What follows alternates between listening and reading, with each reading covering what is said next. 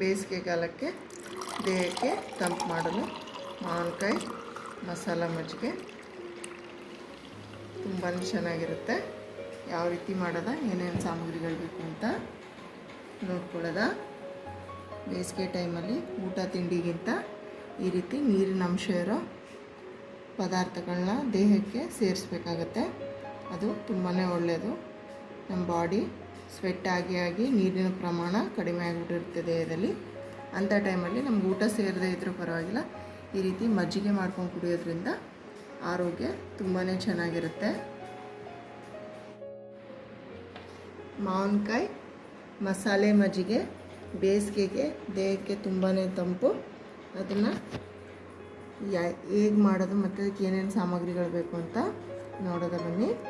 ಇಲ್ಲಿ ಮೊಸರು ತೊಗೊಂಡಿದ್ದೀನಿ, ಒಂದು ಬೌಲು, ಮತ್ತು ಕರಿಬೇವಿನ ಸೊಪ್ಪು, ಒಂದು ಈರುಳ್ಳಿನ ಸಣ್ಣದಾಗಿ ಹೆಚ್ಚಿಟ್ಕೊಂಡಿದ್ದೀನಿ, 2 ಮೆಣಸು, ಚೂರು ಜೀರಿಗೆ, ಒಂದು ಸ್ವಲ್ಪ ಹಸಿ ಶುಂಠಿ, ಬೆಳ್ಳುಳ್ಳಿ, ಒಂದು ಚೂರು ಮಾವಿನಕಾಯಿ, ಖಾರ ಇರಲಿ ಅಂತ ಒಂದು ಸ್ವಲ್ಪ ಹಸಿಮೆಣಸಿಗೆ ಒಂದು ಅರ್ಧ ತೊಗೊಂಡಿದ್ದೀನಿ. ನಿಮ್ಗೆ ಬೇಕು ಅಂದರೆ ಜಾಸ್ತಿ ತೊಗೊಳ್ಳಿ.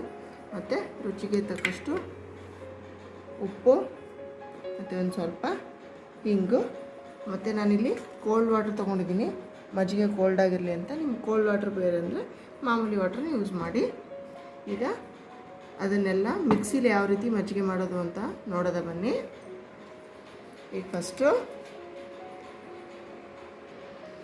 ಇದಕ್ಕೆ ಜಾರಿಗೆ ಕರಿಬೇವಿನ ಸೊಪ್ಪು, ಅರ್ಧ ಮೆಣಸಿನ್ಕಾಯಿ, ಮಾವಿನಕಾಯಿ ಚೂರು, ಬೆಳ್ಳುಳ್ಳಿ,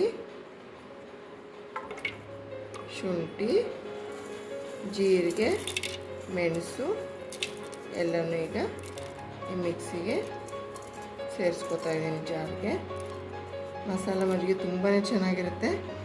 1 ಗ್ಲಾಸ್ ಕುಡಿಯೋರು 3 ಗ್ಲಾಸ್ ಕುಡಿತಾರೆ.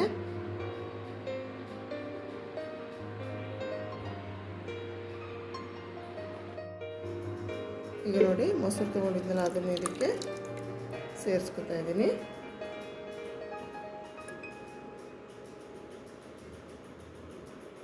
ರುಚಿಗೆ ತಕ್ಕಷ್ಟು ಉಪ್ಪನ್ನು ನಾನು ಇದಕ್ಕೆ ಸೇರಿಸ್ಕೊತಿದ್ದೀನಿ, ಮತ್ತು ಒಂದು ಸ್ವಲ್ಪ ಹಿಂಗೆ ಹಾಕ್ತಾಯಿದ್ದೀನಿ. ಬನ್ನಿ ಈಗ ಇದನ್ನೆಲ್ಲ ಮಿಕ್ಸ್. ಹಿಂಗೆ ಹಾಕೋ ಉದ್ದೇಶ ಡೈಜೆಷನ್ ಆಗಲಿ ಅಂತ. ಅದು ಪ್ರತಿಯೊಂದು ಅಡುಗೆಗೂ ಯೂಸ್ ಮಾಡಿ, ಅಂದರೆ ಆರೋಗ್ಯಕ್ಕೆ ಒಳ್ಳೆಯದು. ಈಗ ಇದನ್ನ ಮಿಕ್ಸಿ ಮಾಡ್ಕೊಂಬರೋದ ಬನ್ನಿ.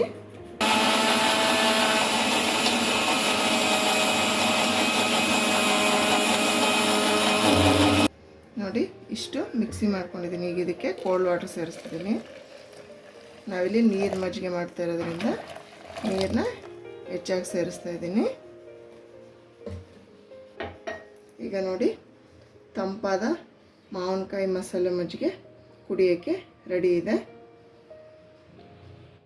ನೋಡಿ, ಈಗ ಮಾವಿನಕಾಯಿ ಮಸಾಲ ಮಜ್ಜಿಗೆ ಕುಡಿಯೋಕ್ಕೆ ನೀರು ಮಜ್ಜಿಗೆ ನೋಡಿ, ನೋಡೋಕ್ಕೆ ಎಷ್ಟು ಚೆನ್ನಾಗಿದೆಯೋ, ರುಚಿ ಕೂಡ ಅಷ್ಟೇ ಚೆನ್ನಾಗಿರುತ್ತೆ. ದೇಹ ಕೂಡ ತಂಪು ಬೇಸಿಗೆ ಕಾಲಕ್ಕೆ. ಈಗ ಈರುಳ್ಳಿ ಸಣ್ಣದಾಗಿ ಹೆಚ್ಚಿಟ್ಕೊಂಡಿದ್ನಲ್ಲ ಅದನ್ನು ಇದಕ್ಕೆ ಸೇರಿಸ್ತಾ ಇದ್ದೀನಿ. ಈರುಳ್ಳಿ ಕೂಡ ತಂಪು ಮತ್ತು ಡೈಜೆಷನ್ ಆಗುತ್ತೆ. ಮಾಡಿರೋ ಊಟ ಜಾಸ್ತಿ ಈಗ ಮದುವೆ ಮನೆಯಲ್ಲಿ ಹಬ್ಬದ ಟೈಮಲ್ಲಿ ಏನಕ್ಕೆ ಮಜ್ಜಿಗೆ ಮಾಡ್ತಾರೆ ಅಂದರೆ, ಊಟ ಮಾಡಿರೋದು ಜಾಸ್ತಿ ಆದಾಗ ಅದು ಜೀರ್ಣ ಆಗಲಿ ಅಂತ ಹೇಳ್ಬಿಟ್ಟು. ನೋಡಿ, ಈಗ